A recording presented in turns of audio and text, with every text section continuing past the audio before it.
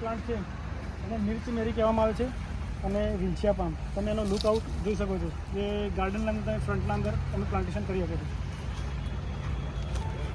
આ એક નવી વેરાયટી છે ટ્રિંગલ પામ, કે જે 3 એંગલથી એનું પાન નીકળતા હોય છે, એના એટલા માટે એને ટ્રિંગલ પામ કહેવામાં આવે છે. સાથી પંખા પામ. ફોક્સટેલ પામ જોઈ શકો છો. ફોક્સટેલ પામની તમે હાઇટ જોઈ શકો છો. લગભગ મારા હિસાબથી 12 થી 13 ફૂટની હાઇટ હશે અને એનું સ્ટમ્પ પણ જોઈ શકો છો.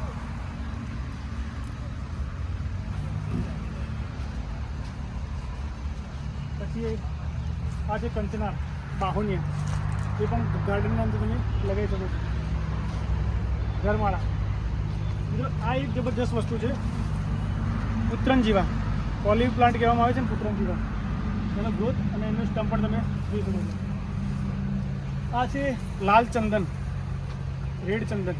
એની હાઇટ તમે જોઈ શકો છો, લગભગ 12 થી 13 ફૂટની હાઇટ હશે અને એનું સ્ટમ્પ પણ જબરજસ્ત મજબૂત છે. આ પ્લાન્ટ લગભગ 5 વર્ષના પ્લાન્ટ છે.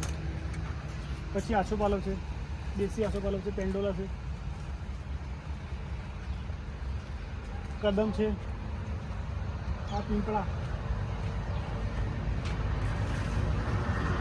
10 થી 12 ફૂટની હાઇટના પીંપળા પણ તમને મળી જાય.